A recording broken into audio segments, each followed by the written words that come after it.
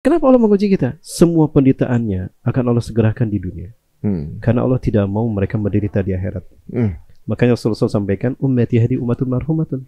Umatku ini adalah umat yang Allah rahmati. Laisa laha iqabun fil akhirah. Umatku tidak akan disiksa di akhirat. Ya Rasul, bagaimana jiwa dan hati kami dibersihkan kalau di akhirat tidak ada siksa? Ujilat hidzukum fid dunya. Allah segerakan siksaan bagi kalian di dunia. Hei Ibnu Hawalah, jika kamu menyaksikan panji Islam la ilaha illallah berkibar di Masjidil Aqsa atau di pelatarannya, maka kiamat lebih dekat kepada kalian ketimbang pundak dengan kepalamu ini.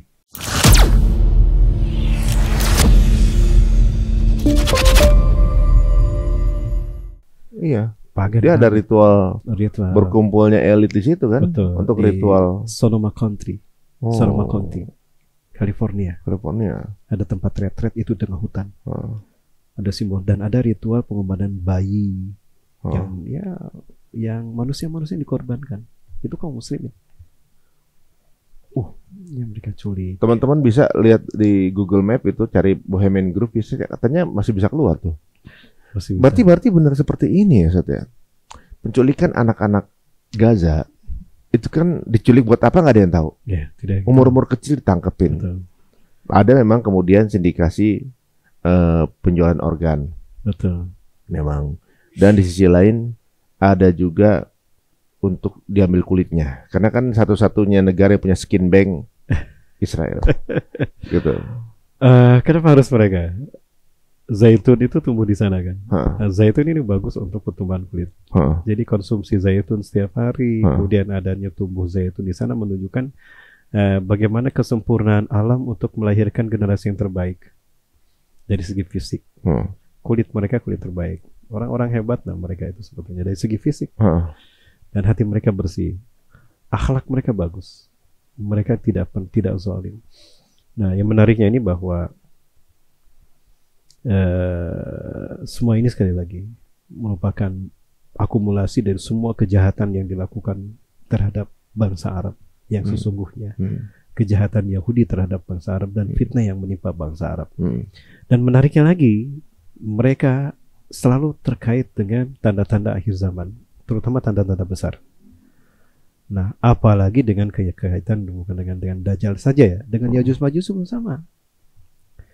Ini ada hadis dalam Sahih Muslim ya, saya temukan di dalam Sahih Muslim secara Nawawi ya, dari Zainab binti Jahsh, Ummul Mukminin.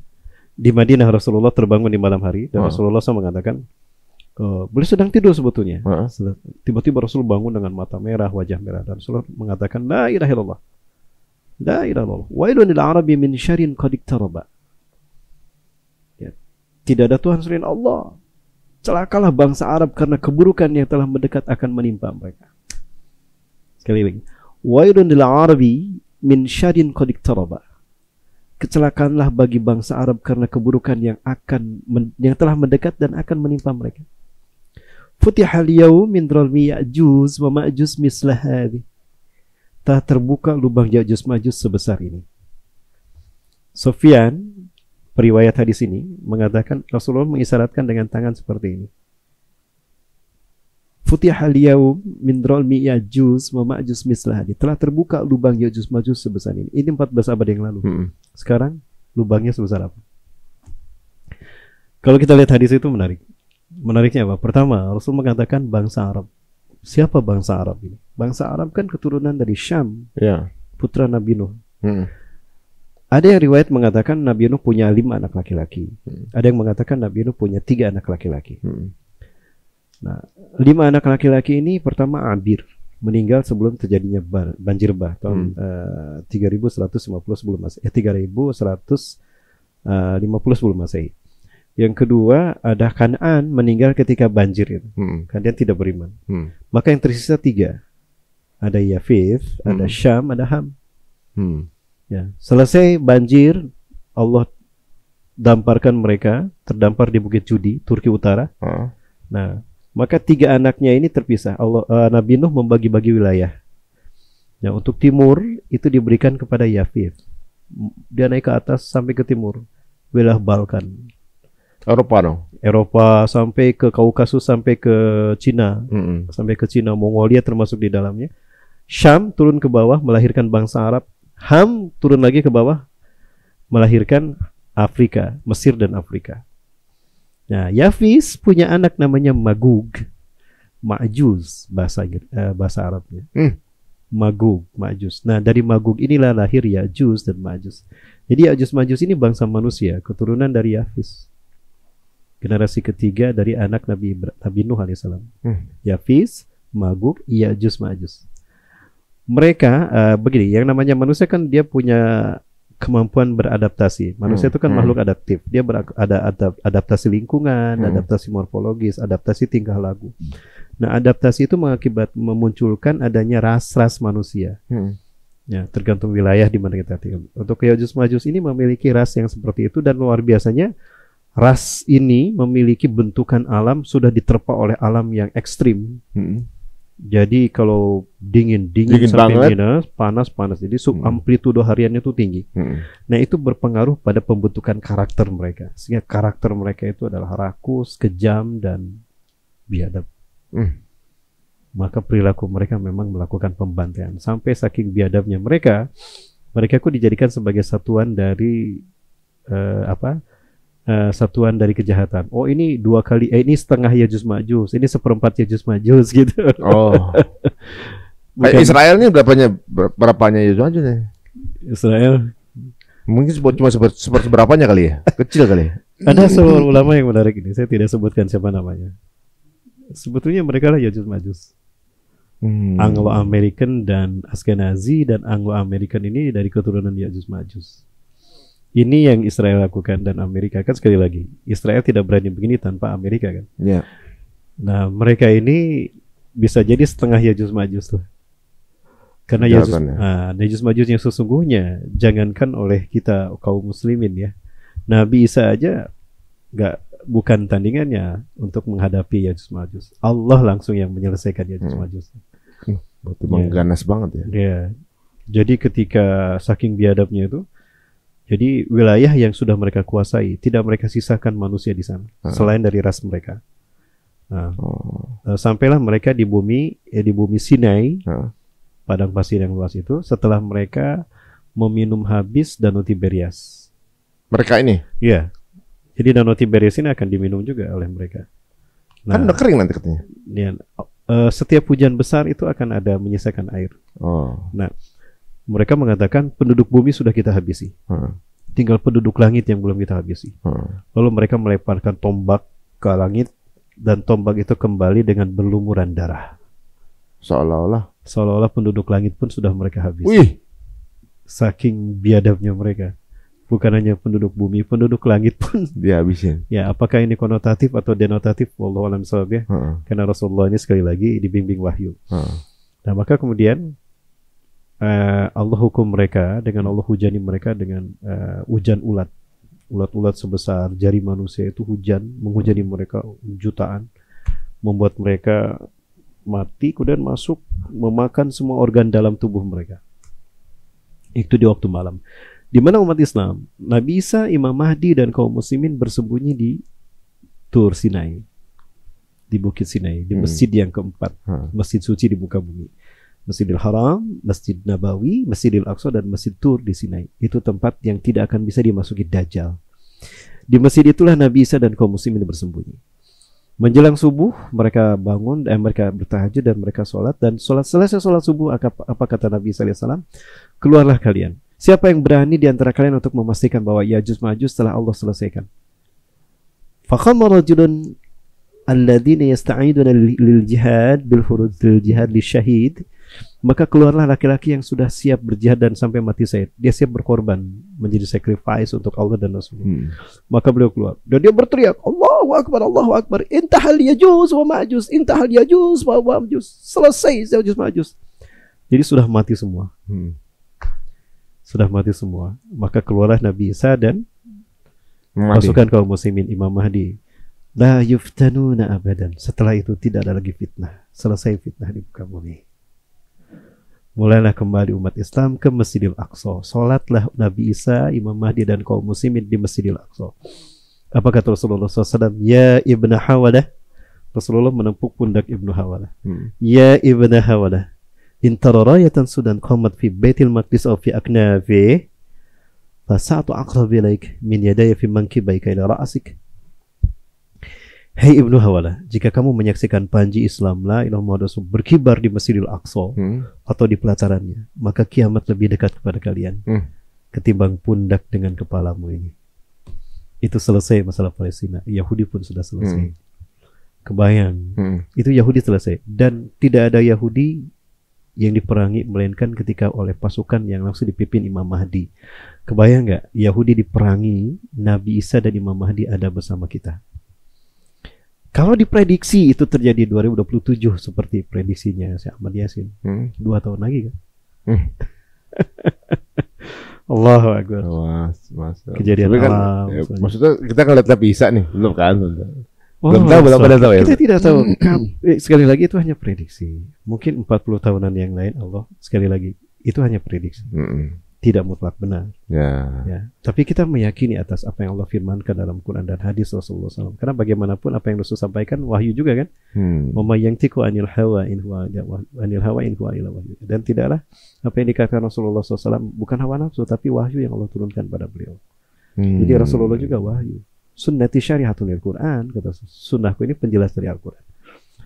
Intinya bisa aja yang misalnya 2027 bisa aja yang habis Israelnya, belum Yahudinya, bisa juga. Bisa jadi kan hancurnya Israel. Nah, Yahudinya belum. 70.000 itu nanti. Bersama pasukan Dajjal, Isfahan. Wah, ini baru sebenarnya fasenya baru mendekati sih, belum final banget kemudian selesai. Gitu kan. Di pose-pose di sekarang-sekarang ini postur-postur yang dari tanda-tanda alam ini kayak juga ngasih kode kan teman-teman. Kejadian di tanah Gaza seperti ini konfliknya. Seperti nubuah Nabi juga kejadian kayak gitu. Tapi alam juga seperti ikutan berbicara nih. Ada agenda-agenda megatrust juga yang udah mulai bergerak gitu. Yang Jepang memprediksi juga. Jepang kan rajanya gempa, Sat. Udah pernah tsunami, rajanya gempa udah kebiasa buat dia. Tapi dia bilang masih hati-hati sama megatrust. Ini kan berarti lebih gede dari itu kan itu. Gempa yang di kita besar bagi Jepang itu kayak dikelitikin doang. Nah tapi dia bilang ini megatrust gempanya gempa. Lebih dahsyat lagi. Nah, tapi kalau dikit tanda-tanda alam untuk menuju ke sana ada nggak? Ada sebetulnya. Apa megatrust ada hubungannya nggak? Ada sebetulnya ada. Dan itu merupakan pembuktian dari firman Allah surat Al-Zalzalah ya. Gonjang-ganjingnya manusia itu menjelang hari kiamat terjadi. Saya tertarik dengan analisa yang dulu sebetulnya sudah muncul dan ada 11 buku di dunia yang membahas itu. Indonesia salah satu punya satu buku itu. Dan saya pernah bertemu dengan orang yang pernah membaca buku itu. Di Indonesia cuma ada satu dan di dunia ada 11 buku yang pada saat itu. Dan itu buku itu tidak boleh beredar. Kenapa? Ya karena akan membongkar semua kebohongan yang dipalsukan oleh dunia dalam bidang sains dan teknologi. Contohnya? Ya, mohon maaf kayak flat earth, isu-isu flat earth kayak gitu ya. Nah, itu diantaranya seperti itu. Nah, menariknya itu adalah bahwa salah satu yang dibahas dalam buku itu tentang Nibiru. Jadi ada muncul kemudian sebuah gabungan teori arkeologi dengan astronomi, arkeoastronomi. Jadi bahwa aktivitas bumi itu terpengaruhi oleh aktivitas benda langit, terkait dengan aktivitas benda langit. Ya. Maka asumsi ini kemudian memunculkan tentang planet yang sebetulnya sudah terdeteksi tapi NASA bungkam. Karena kalau ini viral, dunia akan genjlung lah. Apa genjlungnya? Akan takut, akan paranoid karena kiamat. Jadi benda ini mereka namakan Nibiru. Itu volumenya lebih besar dari Jupiter. Puluhan kali lebih besar dari Jupiter. Nah, dia akan mendekati bumi. Jadi orbitnya itu muncul setiap 360 tahun sekali. 360 tahun sekali. Nah, Nibiru ini dalam siklus berikutnya akan tidak nabrak bumi tapi orbitnya mendekati bumi. Karena dia volumenya besar kan? Maka bumi otomatis akan terpengaruh, harusnya tertarik oleh benda langit ini karena magnetnya lebih besar.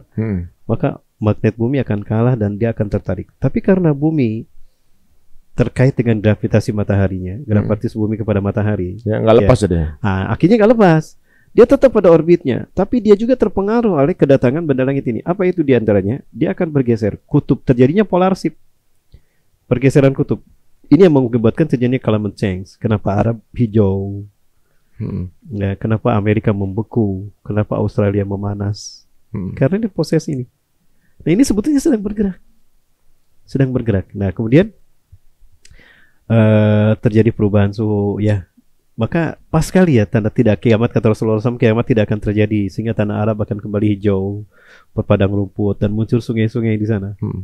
Nah, luar biasanya pernah terjadi di Kazakhstan, itu pembekuan yang dahsyat. Kazakhstan apa Uzbekistan ya, di Balkan lah. Itu binatang tidak sempat menyelamatkan diri. Saking cepatnya. Saking cepatnya. Pernah mendengar? Ini menjadi inspirasi dibuatnya film The Day After Tomorrow. Amerika membeku tiba-tiba. Nah, seperti itu sudah terjadi. Bakunya dalam hitungan detik ya? Dalam hitungan detik. Itu sudah terjadi sebetulnya. Nah, begini. Proses ini. Nah, kenapa ini? Karena bumi tertarik oleh kekuatan gravitasi dari si Nibiru ini. Terbayang nggak kalau dia pada jarak yang sangat dekat? Nggak tabrakan, tapi ngelewat aja nih? Cuma lewat aja, nggak tabrakan. Dia ngelewat aja. Maka magnet bumi akan tertarik dan bumi mempertahankan posisinya. Bagaimana orang mempertahankan beban yang berat, akan bergetar tubuhnya. Itulah yang disebut dengan megatrust. Gempa yang dahsyat. Idza zulzilatil ardu zilzala. Satu gempa. Kemudian kalau orang angkat beban berat, dia wajahnya mengkerut, semua tubuhnya menegang kan? Tegang, terjadi kontraksi otot yang hebat. Akibatnya apa? Jerawat-jerawat itu meletus. Artinya gunung-gunung Merapi akan meletus, bumi akan mengeluarkan isinya. Wa akhrajatil ardu athqalaha. Dan bumi akan mengeluarkan isi-isinya. Wa qala itu kenapa? Karena ketarik dari gravitasi itu isinya jadi keluar. Betul, keluar. Ya, gunung-gunung pecah. Terjadinya kasratu. Kata Rasulullah SAW, menjelang terjadinya kiamat, kasratu zalazil, akan banyak terjadi gempa. Gunung-gunung meletus. Ya, kasyatil jabal, gunung-gunung meletus. Ya. Wa akhrajatil ardu athqalaha, dan bumi akan mengeluarkan kandungannya. Mungkin itu yang kemudian sains menamakan megatrust. Ya, tapi proses itu ada akhirnya. Nah, ketika benda langit ini berada pada titik, selain terjadi itu megatrust, bumi akan mengalami induksi magnetik. Artinya magnet bumi tersedot oleh si Nibiru ini. Akibatnya bumi kehilangan magnet ini, elektromagnetiknya. Di saat itulah bumi kembali tanpa teknologi. Rasulullah SAW menjelaskan, sumu'antum inama bada'tum, sumu'antum inama bada'tum. Kalian akan kembali ke zaman kalian datang pertama kali tanpa teknologi. Nah, ini proses mengakibatkan peristiwa yang lain. Apa itu?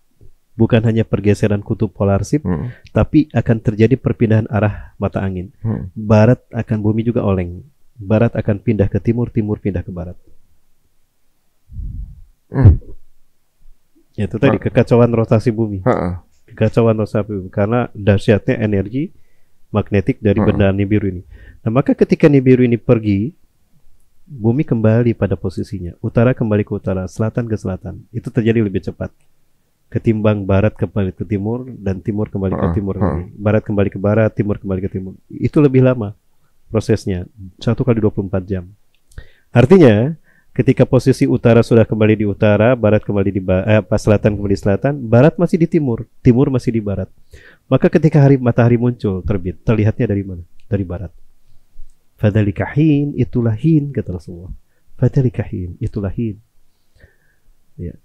Kode matahari terbit dari barat itu ya udah ada di hadis. Rasulullah gitu. Ya, fadzalika hin. Fadzalika hin. Al-Quran juga menyebutkan itu. Al-An'am ayat 169, 168. Surat Al-An'am tuh. Hal yang zuruna ila angtatiyahumul malaika.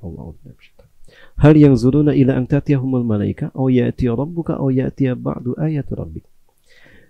Ya, kalau ada isim ada kalimat isim istifham, itu kalau ada ila berarti dia menjadi nafi. Sehingga hal di sana bukan berarti apakah, tapi berarti tidak. Hal yang zuruna, tidak ada yang mereka tunggu-tunggu. Illa an ta'tiyahumul malaika, kecuali datangnya malaikat untuk mencabut nyawa mereka. Aw ya'ti rabbuka, atau datangnya Tuhanmu untuk kepada kalian. Aw ya'ti ba'du ayati rabbik, atau datangnya sebagian tanda kekuasaan Tuhanmu. Yauma ya'ti ba'du ayati rabbika, pada hari di mana tanda kekuasaan Tuhanmu datang. La yanfa'u nafsan iman wa lam takun amanat min qablu, tidak beriman orang, tidak diterima iman seseorang, tidak bermanfaat iman seseorang yang ketika itu beriman. Karena kata Rasulullah SAW, فَإِذَا رَأَيْتُ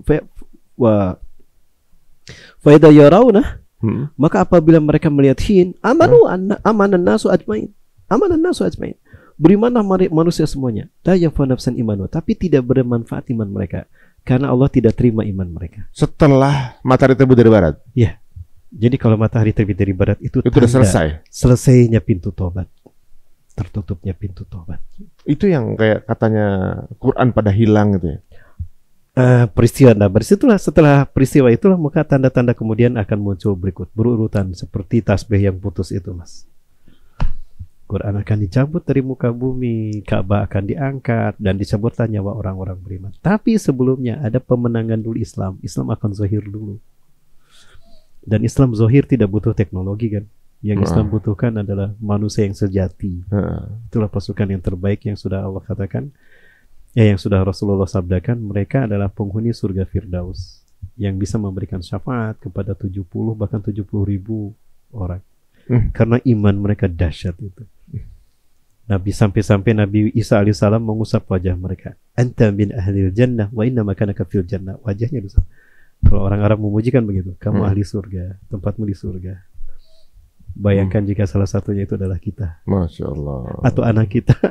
Investasi terbesar itu. Berarti itu setelah atau sebelum berarti? Sebelum matahari terbit dari barat? Setelah matahari terbit dari barat. Oh berarti? Nah, kenapa? Karena setelah itu matahari akan bumi akan kembali kepada semula. Barat akan kembali ke barat. Timur akan kembali ke timur.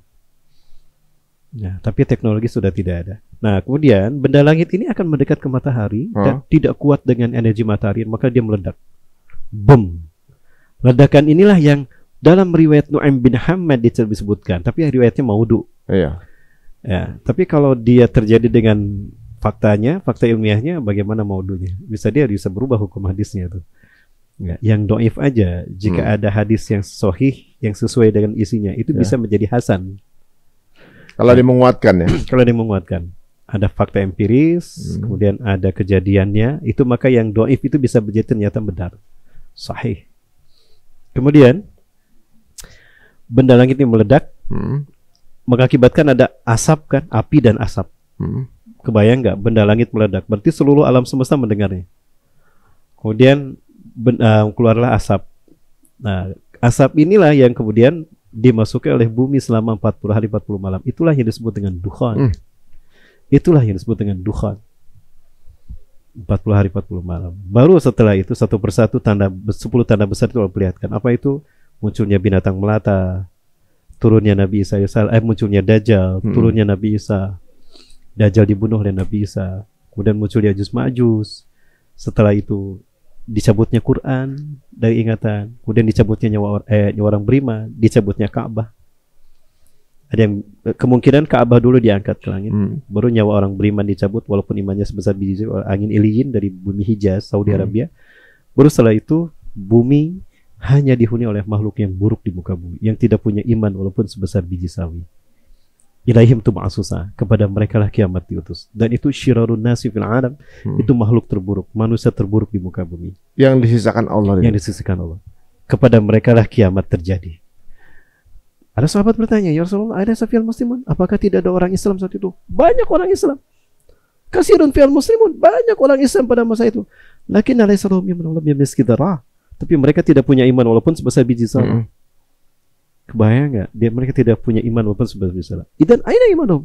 La yujawiju hanazirahum. Iman mereka tidak sampai ke leher, apalagi ke hati.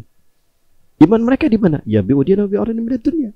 Mereka menjual imannya demi dunia, demi pangkat di pundak, demi jabatan dan demi triliunan. Allah. Itu nggak usah nungguin ke sana, sekarang juga udah banyak kayak gitu. Subhanallah. Nanti dunia dipenuhi oleh orang-orang manusia seperti itu.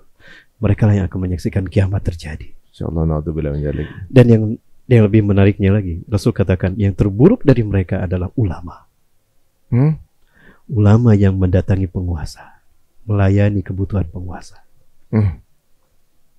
Ulama yang fatwanya sesuai dengan ulama su. Nauzubillah. Insyaallah. Ini guys, jadi semuanya ada keterkaitannya ya yang terjadi ya. Walaupun itu bisa terjadi atau sebuah prediksi, misalnya kayak besok yang gempa besok, apakah ini langsung megatrust terbesar? Bisa jadi bukan, bisa jadi iya. Tapi yang terbesarnya yang ini akan terjadi. Entah yang besok atau yang setelahnya lagi. Itu simultan dengan 3 hari. Dan Rasulullah tegaskan itu. Sayati alaikum lailun tuduha ka thalathati layalin. Akan datang kepada kalian satu malam yang panjangnya sama dengan 3 malam. Luar biasa ya. Dmitry Bolikov, seorang pakar dari mana tadi, Rusia apa Ukraina ya? Ukraina ya. Dia mengatakan in the future the world will be the darkness all out without sun in 3 days. 3 days without sun. Ya, suatu saat nanti matahari akan mengalami kegelapan tanpa matahari 3 hari. Beliau cari di mana agama yang menjelaskan tentang ini. Bertemu dengan seorang ahli hadis. Dia sampaikan hadis ini. Masuk Islam dia. Masuk Islam. Beritanya begitu yang saya dengar. Ya, karena ketika saya membahas ini, seseorang menyampaikan, "San, ini ada kisah menarik nih, Dmitry Bolikov. Dia salah satu awak NASA. Dia membuat esai tentang 3 hari 3 malam gelap tanpa cahaya matahari. Nah, dan bumi akan terbit dari barat. Pada saat terbit itu keluarnya dari barat. Keluarnya dari barat. Nah, Rasulullah SAW ceritakan itu panjang sekali. Berawal dari Rasul bertanya, "Atadri aina syamsu ba'da ghurubiha?" Apakah kalian tahu wahai sahabatku di mana matahari setelah terbenamnya? Logika kita matahari terbenam berarti di bawah kita kan? Ya. Ini tidak. Inna syamsa ida gharabat tarju ila makannya tahtal arsh. Sesungguhnya matahari apabila terbenam itu dia kembali ke tempatnya di bawah arsy Allah. Harat sajidatan tusabbihullah wa tusabbih wa bihamdih. Dia akan sujud bertasbih dan memuji Allah, mensucikan Allah. Idza ja'at matlauha, apabila tiba saat dia akan terbit, dia meminta izin, "Ya Rabb, saya minta izin untuk terbit." Tidak pernah matahari terbit tanpa izin Allah. Saat itu mau terbit, kata Allah apa? Ya takifi, kafi aidik. Tahan jangan terbit. Maka siang yang harusnya terang jadi gelap, nyambung dengan malam yang kedua. Matahari tidak terbit. Nah, itu proses. Nah, itu berbarengan dengan proses olengnya tadi. Polarsip tadi, polarsip. Ini kejadian alamnya begitu. Polarsip, kemudian oleng barat ke timur-timur. Itu proses di mana barat bergeser akan menuju ke titik timur dan timur bergeser menuju ke titik barat. Nah, begitu. Posisi utara. Benda langit ini sudah menjauh, maka kembali lagi. Itu prosesnya 3 kali 24 jam. Maka bumi akan terang kembali, matahari terbit lagi, tapi posisi barat di timur, timur di barat.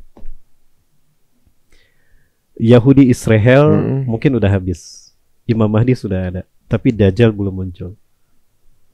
Di saat itulah 10 tanda besar itu Allah perlihatkan. Terbitnya matahari dari barat, Dukhan, binatang melata, Jasasa, Dajjal, turunnya Nabi Isa, Yajuj Ma'juj. Selesai masalah dunia. Pembenaman di barat timur itu.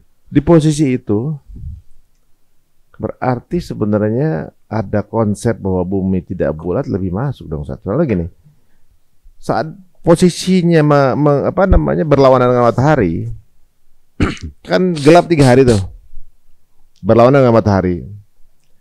Kalau berlawanan dengan matahari, ada part yang natap matahari dong kalau bulat, ya kan? Kalau misalnya 3 hari gelap, berarti kan berlawanan sama matahari.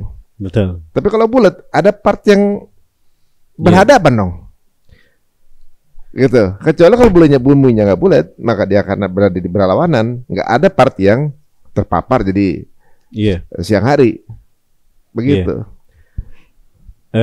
Begini Mas, sebetulnya itu logis secara akli dan nakli ketika kita mengatakan bumi itu bulat. Ya, ada dalil yang mereka katakan ini satu-satunya dalil yang mengatakan bahwa bumi ini datar. Apa itu? Surat Al-Baqarah tuh salah satunya. Ya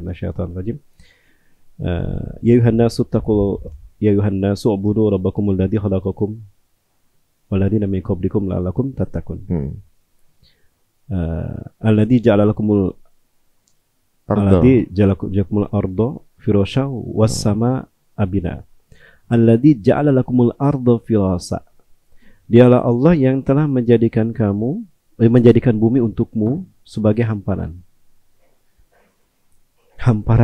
Kalau hamparan bulat apa datar?